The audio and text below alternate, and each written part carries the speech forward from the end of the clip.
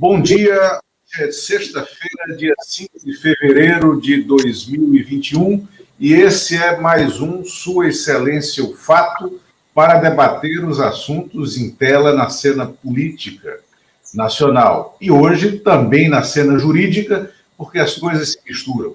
Trouxemos aqui, com muito prazer, o advogado Antônio Carlos de Almeida Castro, o Cacai, né? Advogado criminalista, mas não só, e um ator e também uma testemunha, né, participativa, um protagonista, por que não dizer, da cena política em Brasília nos últimos 32, 35 anos. Né? Mano, bom dia, Cacai, bom dia. Né? Cacai, é um prazer tê-lo aqui. E porque chamamos você e o que é que é necessário debater. Você hoje publica um artigo no site Poder 360, um artigo excelente analisando o que está, né, a trama revelada, ou seja, o que está por trás, né, dessa troca de mensagens que emergiu, né, do processo judicial que a defesa do ex-presidente Lula move contra o ex-juiz Sérgio Moro, os procuradores da extinta força-tarefa da Lava Jato em Curitiba, né? E são mensagens que deixam claro, eu vou depois, enquanto você falar, eu vou reproduzir alguns trechos aqui, a gente vai pensar algumas coisas que mostram um conluio, uma ação totalmente ilegítima, né?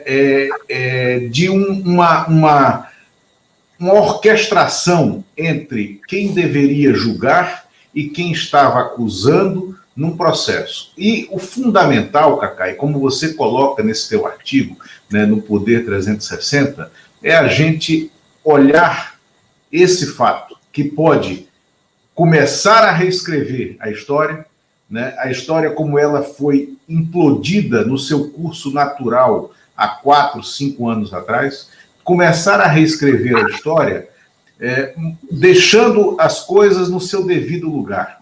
O juiz tem que julgar, Ministério Público tem que fazer a acusação em cima de fatos que saiam do curso natural do processo. Né? E vamos tentar fazer um exercício aqui de desfulanizar, né, a questão. O ex-vice-presidente Marco Maciel, né, gostava muito da expressão, não, vamos fulanizar ou não fulanizemos determinadas questões. Então, vamos desfulanizar, vamos tentar esquecer um pouco que o personagem central dessa perseguição judicial, né, era o Lula e que existia um objetivo político que era interferir no processo eleitoral e retirar o Lula de cena. E, como consequência disso, se implodiu todo um setor econômico nacional, aliás, mais de um. Construção civil pesada, setor naval, setor petroleiro, né, para dar 3 exemplos, mas outros também foram dinamitados em razão dessa ação, né, que surgiu do conluio entre os procuradores de Curitiba e o ex-juiz Sérgio Moro. Cacai, o ex-juiz é suspeito?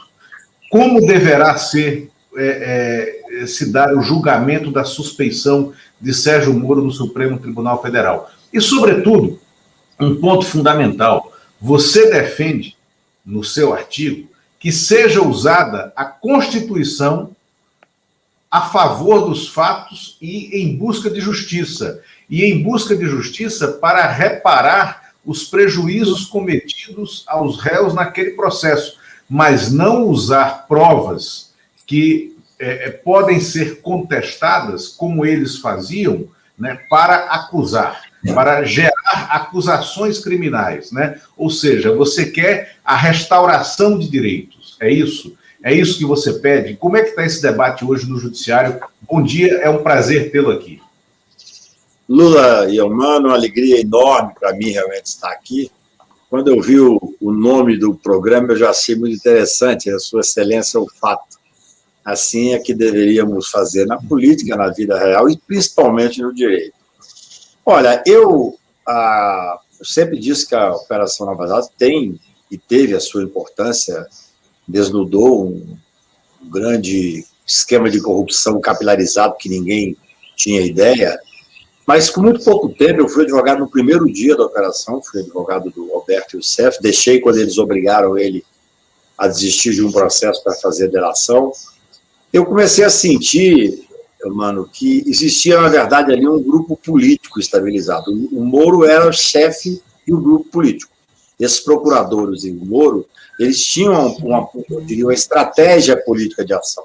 Como tinham o apoio da grande mídia, começaram, então, a fazer um plano para realmente atingir o poder. E chegaram ao poder. O Moro mercadejou a toga quando ainda juiz, discutiu com o governo que ele foi o principal eleitor, porque ele prendeu o principal opositor, e hoje nós vemos que prendeu basicamente dentro desse projeto político, e isso, de certa forma, fez uma instrumentalização do Poder Judiciário. O que eu procuro fazer nesse artigo para reflexão? Tudo isso que está hoje posto no Brasil, que as pessoas estão tendo acesso a esses repugnantes diálogos, eu diria assim, a gente tem dito nos últimos 3 anos, eu antes da pandemia fazia 2, 3 palestras no Brasil inteiro para discutir isso, os excessos. A gente via os excessos. E agora nós temos a prova desses excessos. Quer dizer, o que eu digo, e você refletiu bem, é que se essa prova foi obtida de forma ilegítima, nós não podemos agir como eles agiam. Os procuradores que nós derrotamos na Câmara tinham aquelas tais medidas contra a corrupção, que não tinha nada contra a corrupção, que previa a hipótese de usar a prova ilícita desde que de boa-fé. Quer dizer, é algo completamente subjetivo.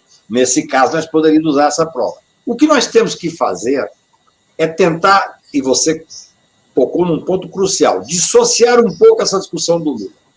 Quando você coloca o Lula, você passionaliza e você, então, dificulta o entendimento. Nós temos que falar para fora da bolha. Eu não preciso falar para jornalistas, para advogados, eu tenho que falar para as pessoas para dizer o absurdo que aconteceu com essa quebra do sistema de justiça no Brasil. Por isso eu dou 3 exemplos ali. Um deles, nós vamos ter agora provavelmente Palmeiras e Bayern de Munique no final do campeonato. Imagina, se fosse, vou falar o Palmeiras, mas qualquer outro time, eu sou cruzeirense, o flamenguista, o corintiano, se no dia do jogo, um dia antes da final do Mundial, vazasse e-mails onde o juiz da causa dissesse, olha, fala para os jogadores caírem perto da área ou dentro da área que eu vou dar pênalti.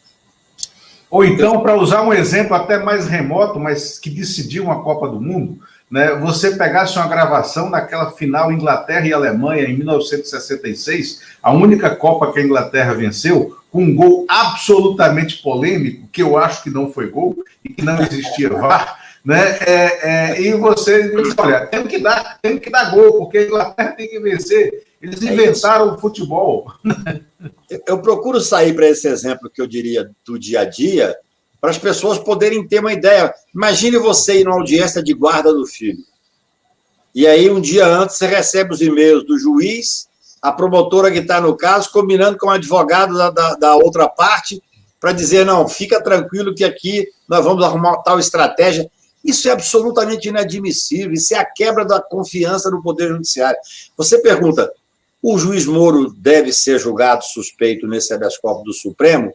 Olha, ou o Poder Judiciário resgata a sua, eu não vou dizer dignidade, porque a dignidade continua, evidentemente, existindo, mas a sua credibilidade. O professor Boaventura Sousa Santos, eu tenho a honra de ser amigo, que é um grande pensador português, ele fala exatamente isso. Ele fala, olha, o Poder Judiciário está devendo ao povo brasileiro.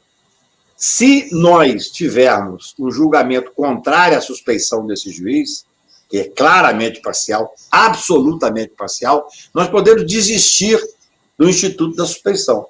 Nós escrevemos um livro agora, mano, que é muito interessante, se você tem ideia, teve o livro da suspeição, teve 650 mil downloads das pessoas que têm interesse, não é só o advogado que está pensando nisso. Então, nós falamos isso, o que acontece quando a gente sabe o que aconteceu. Essa que é a realidade. Hoje ninguém tem dúvida que o Moro é absolutamente parcial. Ele era um ator. Ele era o coordenador desse grupo de procuradores. Só isso já significa que ele estava instrumentalizando o Poder Judiciário e o Ministério Público Federal. Cacá, enquanto a gente fala aqui, eu vou compartilhar e vou ler alguns trechos, tá, que eu separei do que está nos autos, né, desses diálogos. 11 de março de 2016, o Deltan fala para o Moro: Caro, a PF deve juntar relatório preliminar sobre os bens encontrados em depósito no Banco do Brasil. Creio que o melhor é levantar o sigilo dessa medida. Aí o Moro responde, perguntando: abri para a manifestação de vocês, mas permanece o sigilo. Algum problema? E o Deltan, então, afirma: temos receio da nomeação de Lula sair na segunda-feira e não podermos mais levantar o sigilo. Como a diligência está executada, pense, só relatório, e já há relatório preliminar. Seria conveniente sair a decisão hoje, ainda que a secretaria operacionalize só na segunda. Se levantar hoje, avise, por favor, porque entendemos que seria o caso de dar publicidade logo nesse caso. Aí o Moro responde: bem, já despachei para levantar, mas não vou liberar a chave por aqui para não me expor. Fica a responsabilidade de vocês. Meu receio são novas polêmicas agora e que isso também reverta negativamente, mas pode ser que não. Aí o Deltan responde: vamos dar segunda, embora fosse necessário a decisão hoje para caso saia a nomeação. Aí no dia 13 de março, 2 dias depois, caso não tenha visto, aí manda uma entrevista do Sérgio Moro. Isso é que é inacreditável, né, sobre a entrevista.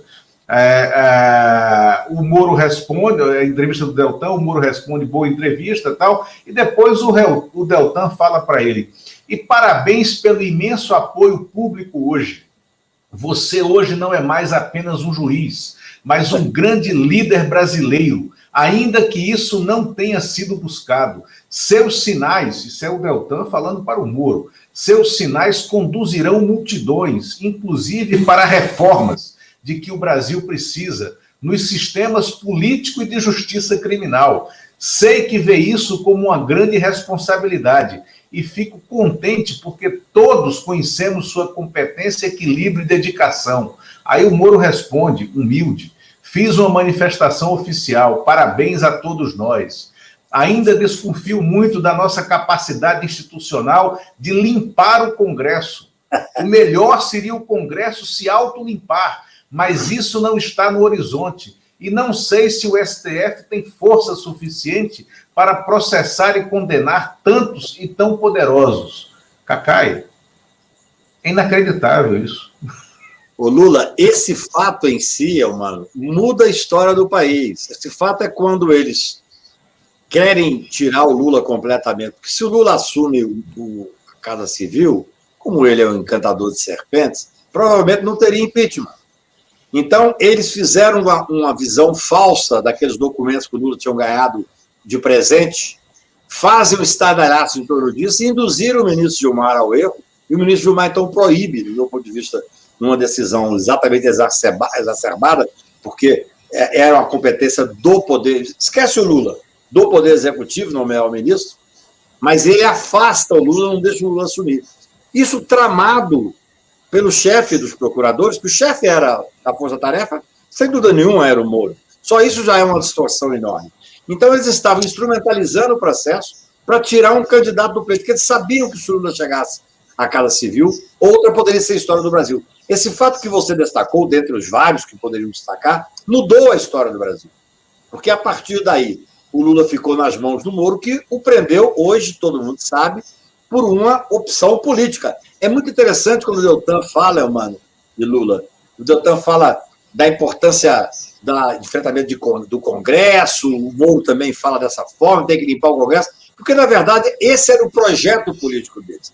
É para nós, advogados, e para qualquer democrata, repugnante ouvir essas conversas. Dá náusea, na verdade. Você vê a farsa. E é interessante, porque tudo isso que eu dizia há 3 anos pelo Brasil afora, agora está comprovado. Eu, inclusive, faço uma reflexão nesse artigo hoje do Poder 360 sobre a função de certos advogados. Porque, claro, o Instituto da Delação é um instituto importantíssimo no combate ao crime organizado. Mas a turma de Curitiba estuprou no Instituto.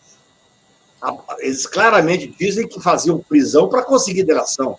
Isso é desumano, isso é absolutamente ilegal e inconstitucional. A base de todo processo penal e constitucional brasileiro e no mundo inteiro tem que ser a dignidade da pessoa humana. Você não pode levar à prisão para conseguir uma delação. A base de todo texto que trata de delação é a espontaneidade. Então, eles estupraram o Instituto da Delação. E vários advogados, claro, a grande maioria, agiram corretamente, com ética e dentro da lei. Mas vários participaram. Agora, as mensagens demonstram isso. Eu estou chamando a ordem à responsabilidade, porque alguns advogados estavam tão perto daquele esgoto que tinham que sentir o cheiro, mas outros botaram a mão dentro do esgoto. Nós estamos vendo os procuradores, é uma coisa inacreditável. Tem um texto que o Moro fala assim, do Deltan, olha, nesse processo os procuradores chamaram testemunhas demais, os advogados, fale para os advogados, o Deltan vai lá e manda os advogados tirar testemunha. Isso é humilhante para os advogados. No outro, os próprios procuradores comentam assim, não, nós sabemos que tem tal e tal advogado que está fazendo um mercado de delação premiada. Eles extorquiam, Eumano. Eles pediam, olha, você tem que colocar o fulano. Isso eu sei, porque vários advogados me contavam, e procuradores indignados me contavam também isso. Então, existia um mercado de delação. Agora, se eles sabiam, por que eles não tomaram a providência, os procuradores da República? Prevaricaram porque faziam parte de um mesmo grupo. Alguns advogados, esses procuradores, indigentes intelectuais e indigentes morais, e, evidentemente, coordenado pelo juiz. Vamos lá, Eumano. Obrigado. Imagina. Obrigado, Cacá, por aqui. Você está por aqui. Satisfação ter mais um cruzeirense aqui nessa nossa fase difícil aí. Mas olha lá, Cacá. Olha só, você coloca toda a questão em torno do Moro, da Lava Jato. Agora, toda a operação foi, de alguma maneira, chancelada em diferentes momentos pelo Supremo Tribunal Federal. Todos esses movimentos que você fala eram movimentos que, de alguma maneira, eram perceptíveis na superfície, não eram conhecidos esses diálogos, que só foram a partir de 2019, com a divulgação pelo The Intercept desses diálogos. Mas como se explica? Como a sua interpretação em relação ao Supremo Tribunal Federal, que, vamos lembrar, todo formado por integrantes já indicados no período democrático? É muito interessante a sua pergunta. Eu gosto muito de poesia, o Fernando Pessoa fala pelo fato, às vezes, das pessoas serem demasiadamente humanas. Nós, às vezes, achamos que o fato de um juiz supremo estar com aquela toga nos ombros, deveria ser, em parte, assim, ele vira, de certa forma, um semideus. Aquele momento foi um momento dramático da história do Brasil, porque nós tínhamos o apoio maciço da grande mídia a esse senhor, que se intitulava um herói nacional e que acreditou ser um herói nacional. Eu me lembro de Brecht dizia, triste país que precisa de heróis. Quer dizer, quando eu vi aquela foto dos procuradores se postando como se fossem os intocáveis, estava até no outdoor, eu falei, isso vai cair. E aí, no meu ponto de vista, e respeitosamente, eu advogo do Supremo há 40 anos, houve uma pressão enorme. É aquela questão que nós debatíamos antes de entrar no ar. O Supremo Tribunal tem que cumprir a Constituição. Mas, naquele momento de pressão, nós tivemos ministros dizendo, uma infelicidade ímpar, que o Supremo Tribunal tem que julgar ouvindo a voz das ruas. O Supremo não tem que ouvir a voz das ruas. Quem ouve a voz das ruas é o Congresso Nacional. O Supremo tem que cumprir a Constituição. Então, a pressão foi muito grande. E agora reconheçamos, até chegar no Supremo, no sistema judiciário brasileiro, demora um certo tempo. O Moro e esses procuradores, que tinham jurisdição nacional, está muito claro agora nos debates, é uma coisa incrível. Os procuradores simplesmente dizem, não, isso aqui não é de Curitiba, não, mas temos que manter lá. Olha, eu não sou lulista e não sou petista, mas por que Curitiba está julgando um caso de Atibaia? Por que Curitiba está julgando um apartamento em Guarujá? Política. Ele era um juiz com jurisdição nacional. Então, aquilo foi consolidando. E a grande mídia apoiando, evidentemente, alguns ministros do Supremo se sentiram quase que dentro desse sentimento de limpar o Brasil. O judiciário não pode estar fazendo esse tipo de perseguição política. Não pode estar fazendo política. Nós temos que resgatar o que o Supremo está fazendo agora, felizmente, que é o cumprimento da Constituição. Eu me lembro que, quando isso se consolidou, o Tribunal Regional da 4ª Região era um tribunal de passagem. Não havia sequer discussão ali. Hoje não. Eu advoguei pouco no Tribunal Regional, felizmente, com êxito. Os habeas corpus que eu entrei lá, eu ganhei todos. Mas naquele momento não existia isso. Lula, eu tive 35 clientes na Lava Jato. Quase todos em Tribunal Superior, porque tem. Eu sou contra o foro de prerrogativa, mas assim é a previsão constitucional, o STJ e Supremo.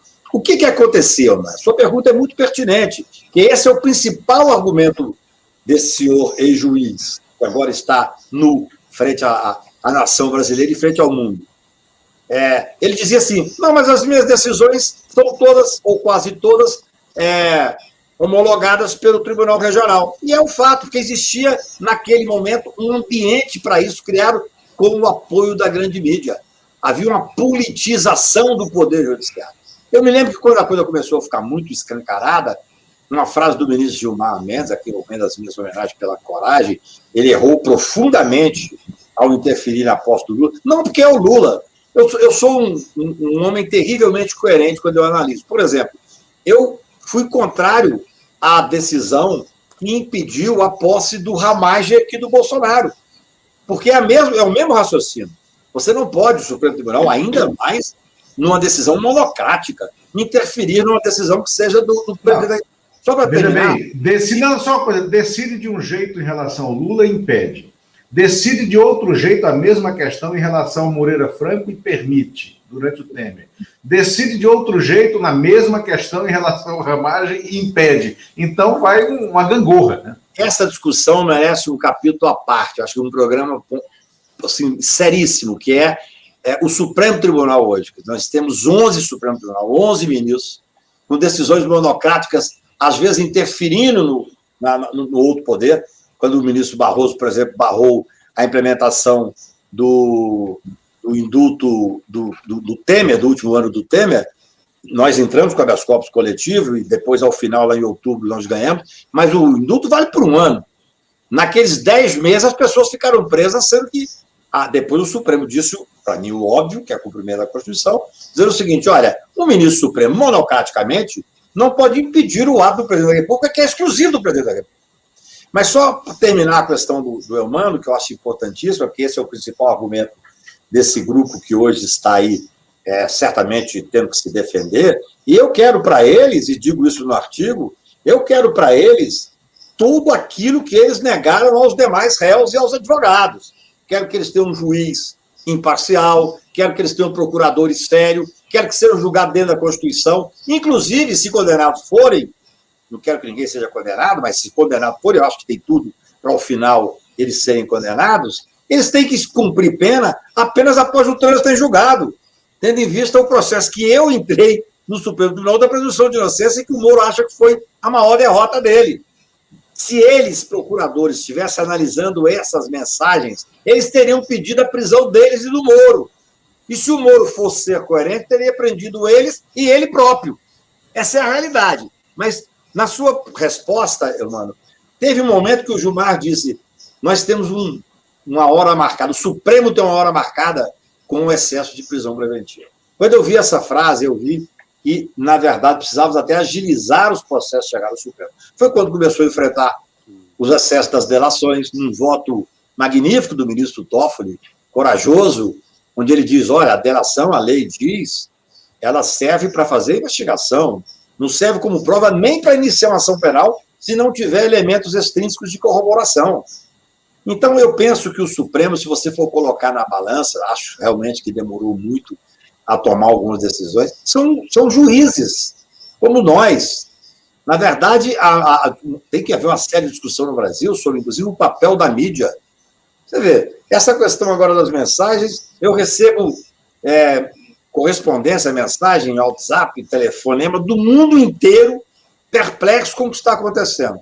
A principal rede nacional de televisão absolutamente não passa nada. É como se não existisse. Eu queria aproveitar e complementar aí em relação à mídia. Cacá, ao longo dos últimos 20, 30 anos, a imprensa, e eu me incluo, o próprio Lula participou disso, nós publicamos todo tipo de material, independentemente da origem. Nós publicamos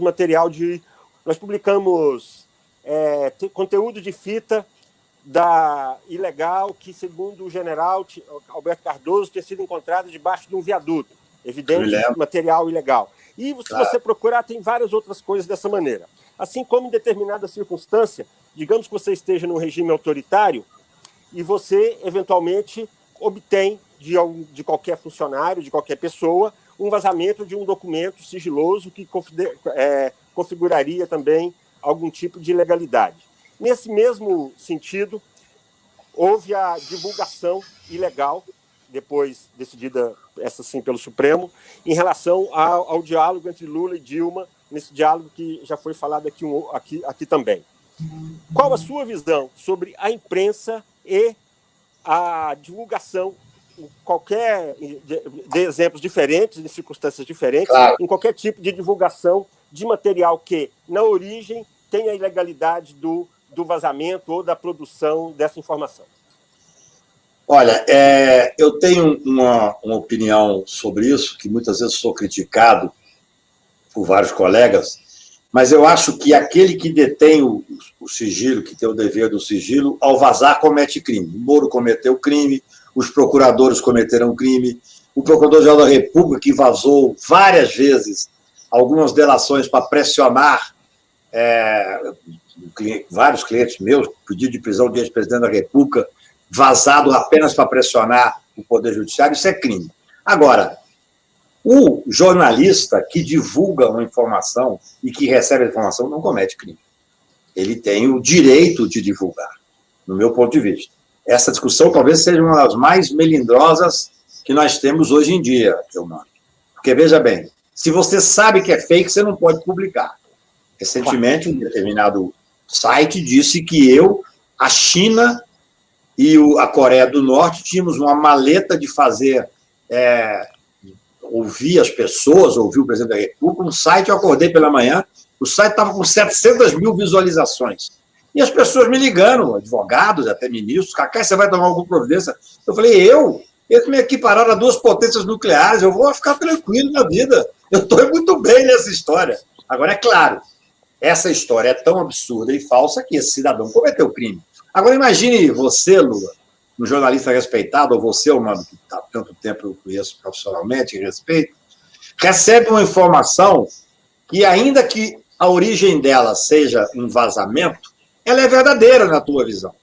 Então, eu acho que aí, esse é um lugar difícil de discutir, mas eu defendo que o jornalista tem o direito de publicar. Nós temos que investigar, o jornalista tem o direito de preservar a fonte e punir aquele que tinha o dever do sigilo. Eu não tenho o dever do sigilo, no mais das vezes. Vocês dois, então, muito menos. Agora, nós temos que investigar quem vazou e por que vazou. Há uma indústria de vazamento no Brasil. Qual é, só para terminar, Lula, o que é, na verdade, o vazamento que se fez durante a Lava Jato? Pegava um fato, vazava para pressionar o Poder Judiciário e para ganhar a simpatia da grande mídia. Eu chamo até nesse artigo de hoje de jornalistas de algibeira. É só ver os detalhes. A gente sabe, infelizmente, amigos meus, que eram jornalistas usados para quê? Para poder publicizar o fato de uma forma tal que depois o judiciário se sentia pressionado. Eu concordo que esse é um assunto delicado, mas eu defendo o direito. Para mim, o direito de expressão é a grande base de sustentação da democracia. Só que não existe direito absoluto. Em um país democrático não existe direito absoluto. Sem dúvida. E, Cacai? Eu falei da tribuna do Supremo no julgamento da presunção de inocência. Que o Supremo pode muito, o Poder Judiciário pode muito, mas não pode tudo. Porque nenhum poder pode tudo. Cacai, aí eu vou fazer uma diferença, né? A forma, eu sei, nós debatemos muito isso entre nós, eu, Mano, outros jornalistas da nossa geração, porque houve uma mudança e houve uma maneira muito folgada como se interpretou o uso de documentos, o uso de vazamentos ao longo dos últimos 25, 30 anos na imprensa. E eu acho que o que se faz hoje, o que se fez durante o auge da Lava Jato em 2016, a nossa geração, nós não fazíamos dessa forma como nós atuamos. Aqui eu sei que eu e o Mano temos uma diferença em relação a isso. Vou contar um fato que remonta ao governo Fernando Henrique, que está, inclusive, numa das edições, num dos volumes aí de Trapaça, né, dos meus livros. Um procurador da República, Luiz Francisco, que era conhecido como um notório perseguidor judicial do Fernando Henrique, do Eduardo Jorge, do Antônio Carlos Magalhães e que tais. Eu era editor executivo do jornal Correio Brasiliense, né, e estava já no fim de noite, o jornal fechado, né, e um repórter que cobria essa área me pediu para publicar uma determinada matéria jurídica de uma investigação e tal. Eu fui ler a matéria e a matéria era muito grave contra o governo, só que não tinha prova nenhuma. E eu perguntei para ele que prova era aquela. Ele disse, não tem prova. Eu disse, então não tem matéria. Não, mas a matéria é necessária, porque eu combinei com o Luiz Francisco que a matéria saindo amanhã, o Ministério Público vai fazer uma ação. Eu disse, mas isso não pode, né? Não publiquei. Eu estava sozinho na redação, era por volta de 11h30, meia-noite, e começou a tocar o telefone da redação, não tinha ninguém, ninguém atendia, eu puxei a ligação para a minha sala, era o Luiz Francisco. Alô, quem fala? Isso aqui é o Luiz Costa Pinto. Aqui é o procurador Luiz Francisco, eu quero falar com fulano. Eu disse, o fulano não está. Não está, não, mas ele não me responde, eu quero saber se a matéria tal vai sair, porque eu preciso, se a matéria tal não vai sair, procurador, e não vai sair por causa disso. Esse conluio, ele é perverso, né? E isso levou a uma coisa, né, que fomos vítimas, né? E aí eu digo, Mano foi, nós, velhos jornalistas, mas outras pessoas, empresários, políticos, né, advogados, assassinatos de reputação, né? Isso bancou um processo de assassinato de reputação que, no seu limite, no seu auge, destruiu setores econômicos e interferiu de maneira devastadora no processo político. Agora, Cacai, também aconteceu em relação a advogados. Aí você fala no seu artigo na questão das delações premiadas, que inclusive o Gilberto Provinel pergunta o que precisa mudar na lei da delação premiada. Aí eu te digo, aí já no outro lado do balcão profissional, atuando como consultor, eu tive clientes, né, acusados, alguns já condenados, outros foram absolvidos, né, e que precisavam de uma instrução de como agir do ponto de vista da comunicação, e eu vi advogados, inclusive um deles já está condenado no processo, que mercadejava delação premiada, que tinha 10 ou 12 clientes que poderiam se delatar de forma cruzada e delatar processos. E ele, obviamente, por ser advogado, ele tinha a informação privilegiada do que o seu cliente poderia delatar e usava aquilo comercialmente, né? E pior de tudo, porque a gente viu, e isso aconteceu, e tem processo sobre isso,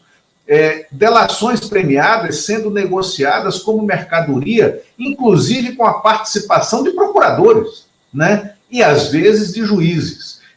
Cacai, a delação premiada é um instituto válido ou a gente destruiu esse instituto da delação premiada que nós copiamos do modelo jurídico americano, me parece?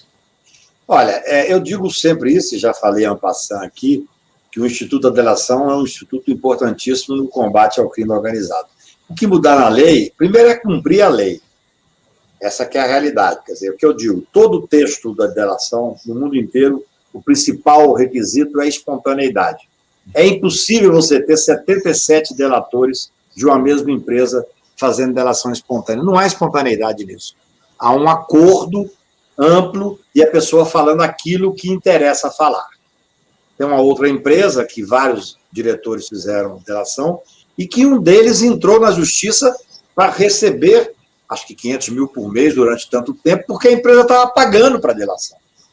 Então, o que houve foi, eu repito esse termo duro, um estupro no Instituto da Delação. Essa turma de Curitiba, que tinha um interesse político, mano, que deu certo. Eles elegeram o candidato deles.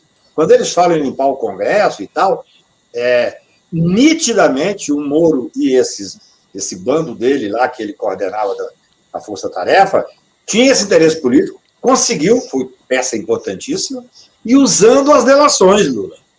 Aí você começa a ter um jogo, tem um procurador da República que no STJ defendeu por escrito que a prisão deve sim ser usada para a delação. Isso é um escárnio. Isso não é só indigno, não.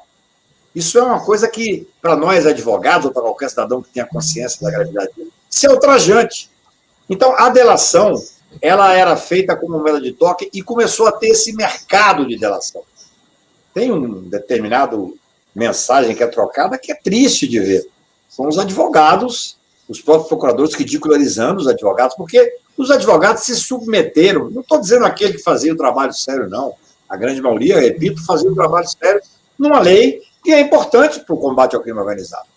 Mas aqueles que cederam e fizeram esse conluio com o Ministério Público, é só você ver, eu tenho vários exemplos de clientes que eu falo para cá, eu estou querendo fazer delação, e soube que o Ministério Público de Curitiba falou para eu fazer delação com um advogado tal. O Ministério Público indicava um advogado que deveria acompanhar a delação. Isso é quadrilha. Isso é organização criminosa. Essa é a realidade. Então, nós temos que ter um cuidado danado em momentos de crise como esse para não atingir institutos que são institutos válidos. O que nós temos que fazer é cumprir a Constituição e cumprir a lei. Nós não podemos crer, dentro de uma normalidade, que vai existir, por exemplo, um acordo com determinados jornalistas para que o vazamento se dê para poder pressionar uma prisão. Isso não é o que o Marco Aurélio fala. Isso absolutamente não é o normal, não é o natural. A gente tem que pensar nisso.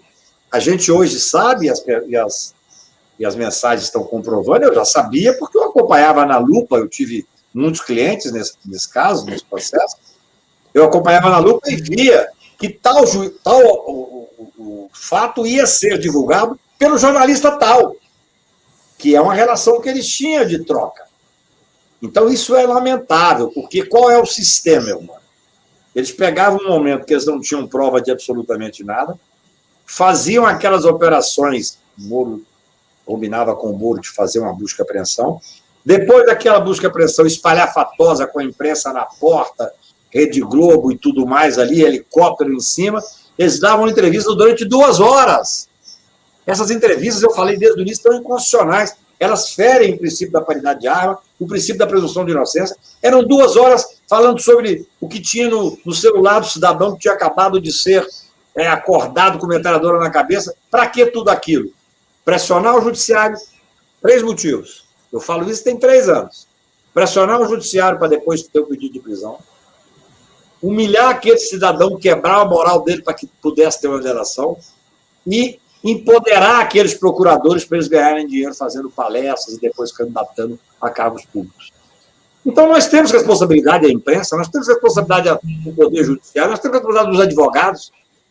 E nós fomos, na verdade, houve uma pressão tão grande, uma vez conversando com um determinado ministro do Supremo, sobre um caso gravíssimo no Supremo Tribunal, ele falou, não vou julgar essa semana, não, porque a pressão está muito grande. E eu entendo. Existem julgamentos dos Estados Unidos, vocês sabem disso, que dependendo da força que estiver midiática naquele momento, eles adiam por 6 meses o julgamento. Para que a imprensa não faça. A imprensa é um poder poderosíssimo, e vocês dois, experientes como são, sabem disso muito bem. Então, era um uso, eu me lembro que eu estava em Londres, até reunido com o meu amigo André Esteves, quando chega a notícia num pedido de prisão do ex-presidente Sarney.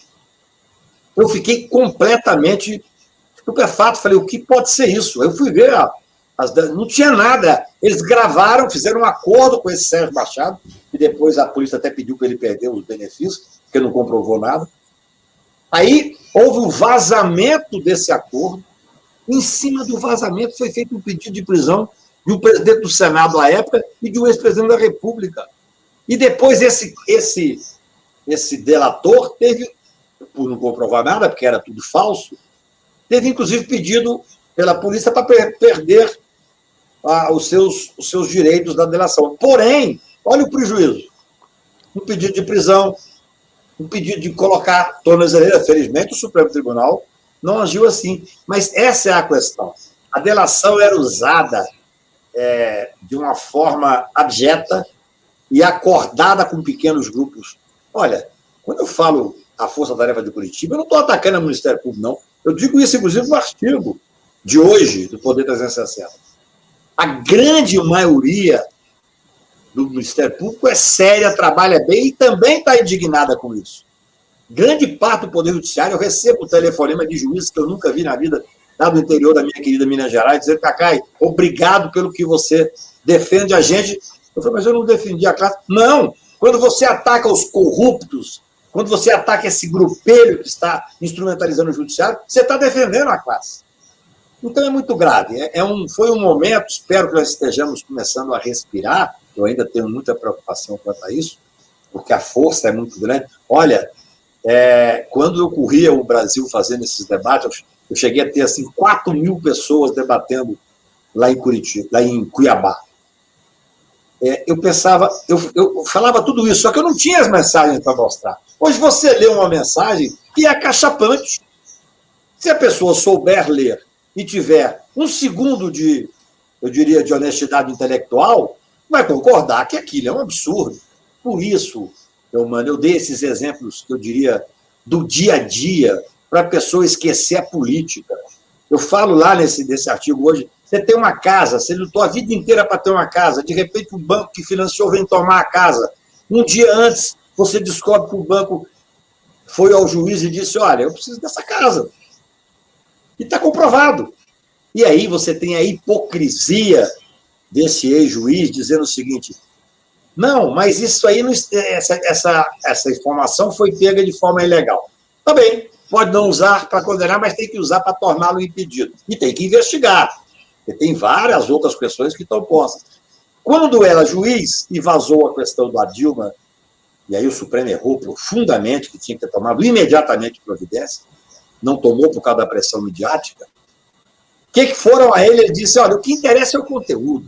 O que interessa não é a forma de obtenção. Ou seja, ele vazou, ele cometeu o crime, ele assumiu que cometeu o crime e disse que o que interessava é o conteúdo. Tem um pingo de hombridade esse juiz para dizer agora: não, eu vou enfrentar o mérito. Agora a esposa dele entrou com a reclamação para que não sejam publicizadas exatamente essas gravações. Entrou com a reclamação do Supremo Tribunal Federal.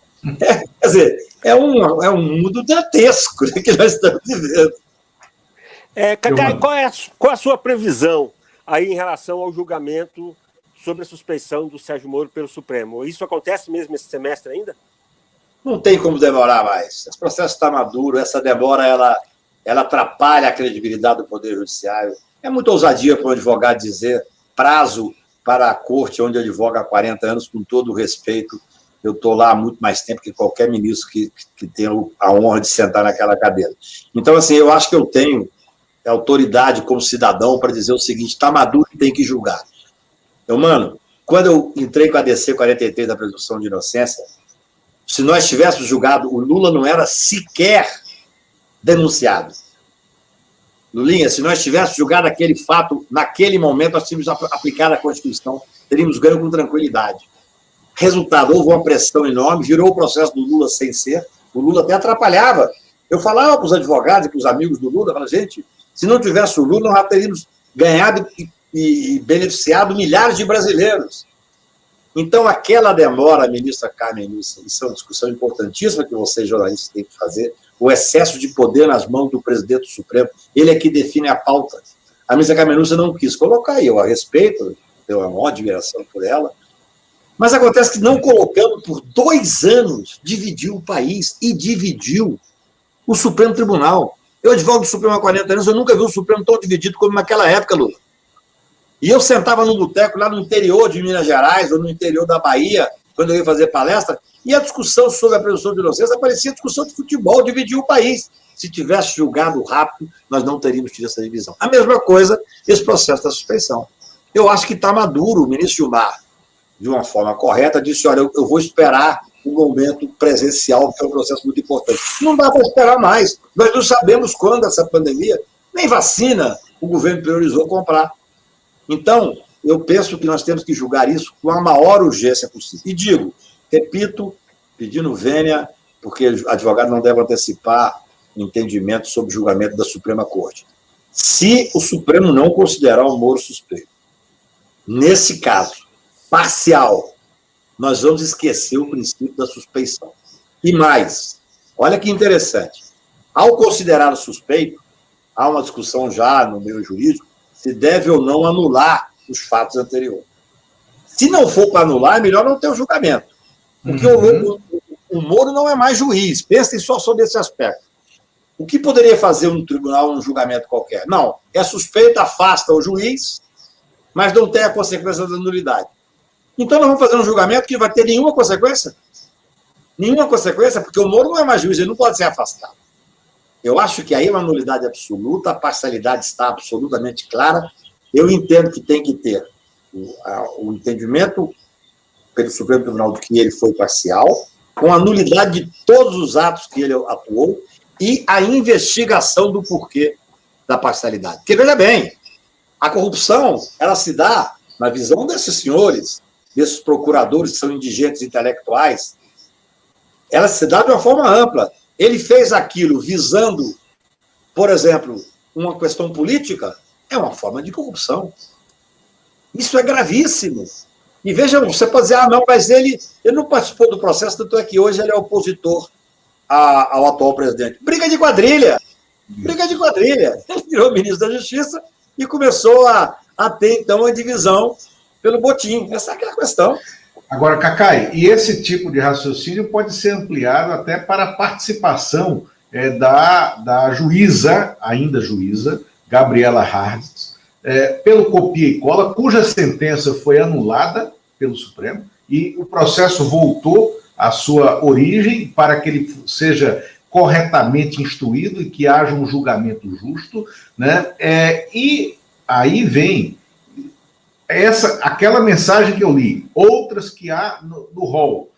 A troca de mensagens que envolvem a Gabriela Hartz, que iria decidir no lugar do Moro e decidiu da forma como o Moro queria.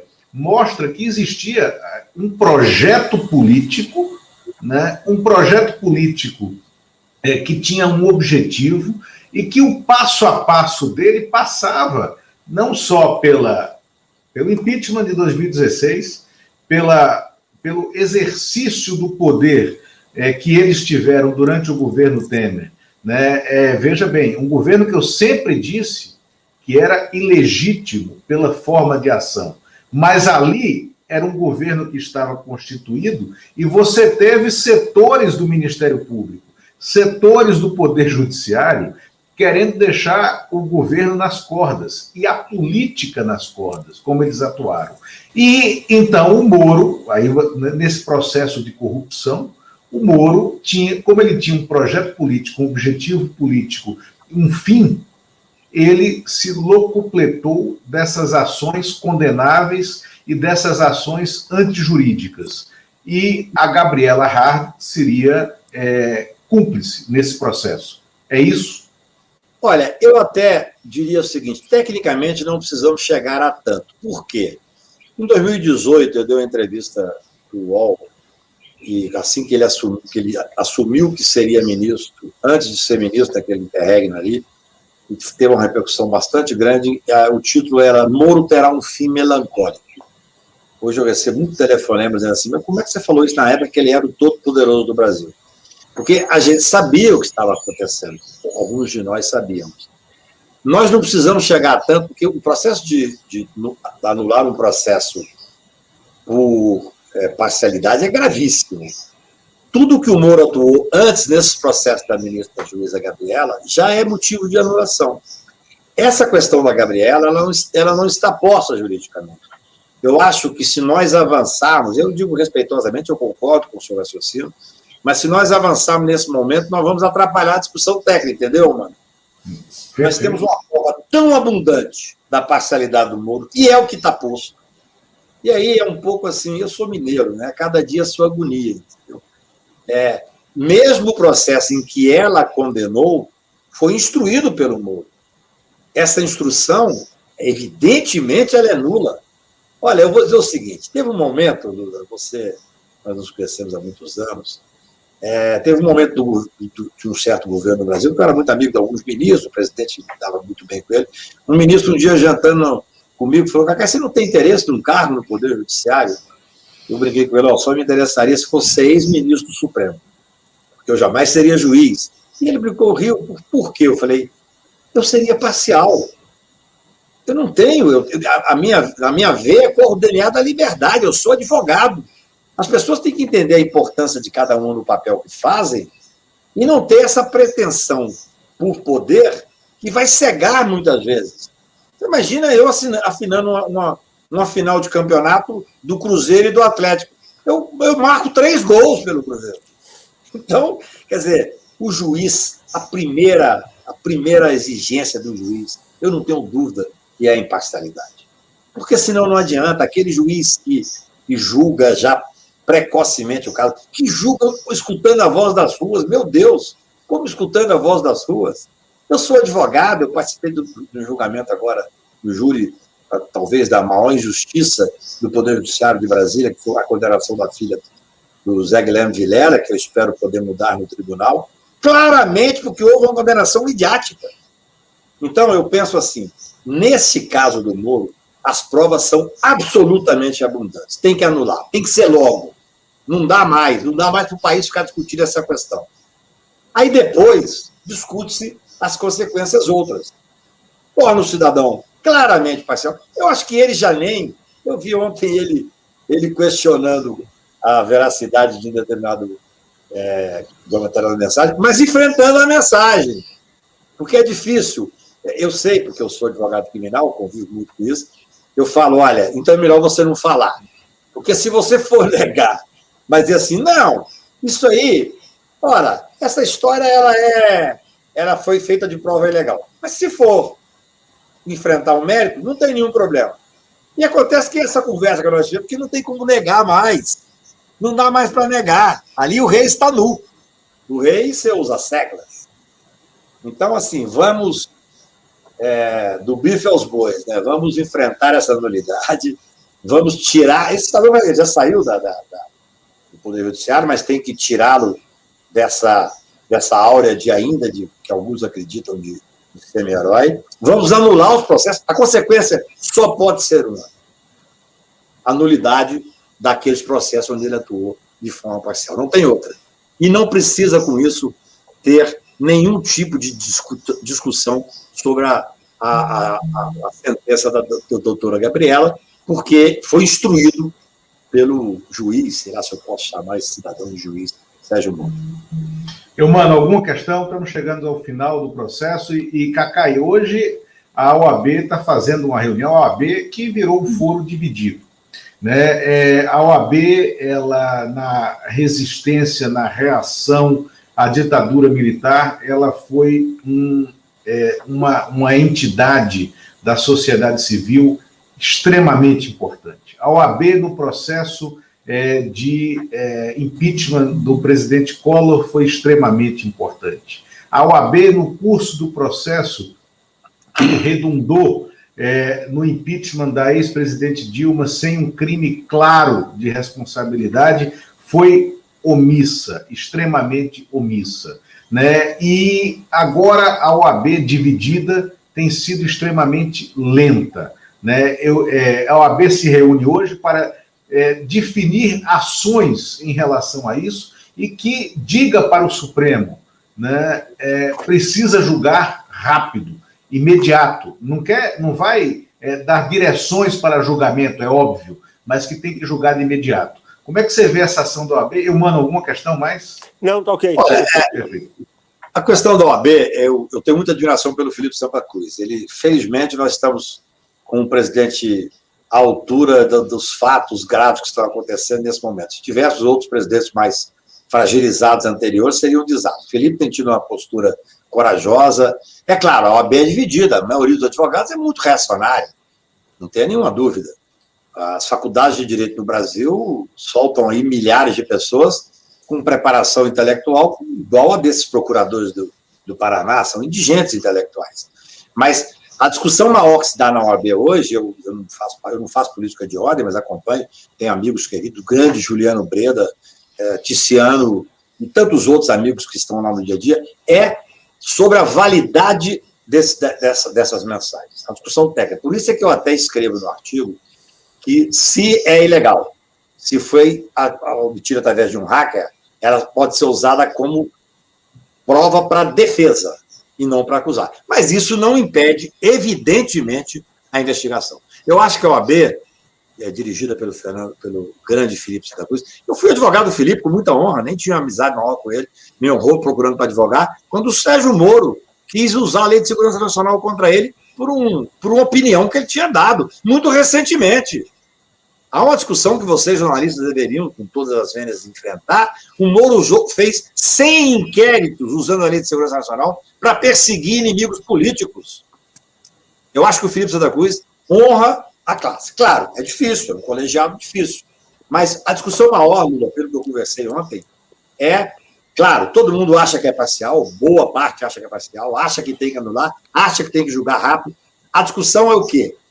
E essa prova, ela pode ser usada para criminalizar o Moro e seus asseclas? Essa é uma discussão grave, técnica, por isso é que eu digo, eu tenho que ser coerente. Se eu sempre achei que a prova obtida de forma ilegal, por que esses hipócritas diziam, não, vamos usar a prova ilegal que foi obtida de boa-fé? Olha, o elemento mais subjetivo da boa-fé, isso é contra a Constituição. Então, acho que a OAB está fazendo um papel... Muitas vezes é difícil mesmo, mas de papel dizendo o seguinte, tem que julgar, tem que anular, tem que apurar, mas isso não pode servir para criminalizar. Essa é a postura do cumprimento da Constituição. Lula, deixa eu só dar uma notícia aqui que eu estou vendo, é outro assunto, mas acho que também é importante, que pode se desdobrar em futuras discussões nossas. Estou lendo aqui no estado de Minas, que foi encontrado na casa do blogueiro Alan dos Santos, um material que demonstra que a Bia Kicis se reuniu com o blogueiro para discutir de forma irregular pautas sobre intervenção militar. Esse é um assunto que é tratado também no âmbito do Supremo e que surge aqui uma novidade, eu estou adiantando aqui, que eu acho que com certeza vai gerar, né, Cacá, aí discussão aí pela frente também, né? O cidadão, eu não me lembrava o nome dele, esse é que falou que eu, a Coreia do Norte e a China tínhamos uma pasta. Eu até muitas vezes em discussões eu falei, eu tenho a pasta. Então, cuidado comigo, eu não sou contestador. Agora, há uma discussão muito grave, porque essa senhora foi nomeada, não está indicada para presidente da CCJ, a principal comissão, você sabe melhor do que eu, do Congresso Nacional, e nós temos hoje algumas pautas que são a militarização da polícia, é a entrada do golpe militar. E esse é um texto que está para ser julgado. Eu não acredito, eu gosto muito do Arthur Lira, acho que o Arthur Lira temos divergências, mas eu o respeito muito, e eu sinceramente não acredito que essa senhora vai ser efetivada como presidente da CCJ. Mas isso é matéria para outros. Isso. Eu também duvido, Cacá, e eu acho que não será, e as placas tectônicas do Congresso já estão se mexendo, porque isso é contra eles, inclusive. Cacá, muito obrigado por ter aceitado o convite, as portas aqui estão abertas para você, foi um excelente debate, né? Creio que na próxima sexta-feira traremos o também advogado Marco Aurélio de Carvalho, né, que é professor, um craque também nessa área, e que pensa como você, para que a gente possa ir ampliando essa discussão. Muito obrigado. Eu acho que deve existir uns 5 Marco Aurélio Carvalho, porque não é possível ele estar em todo lugar. Eu tenho uma admiração enorme por ele. Eu quero agradecer a vocês, para mim é uma honra, é um prazer enorme discutir com pessoas tão lúcidas que eu respeito e conheço profissionalmente há tanto tempo. Eu acho que o momento é grave e Sua Excelência, o fato, poderá decidir a história do país. Esperamos. Muito obrigado, meu mano. Né? Obrigado. Um bom dia, Cacá, e bom dia vocês, telespectadores. Bom dia, muito obrigado. O programa fica no ar lá na grade do YouTube. Obrigado.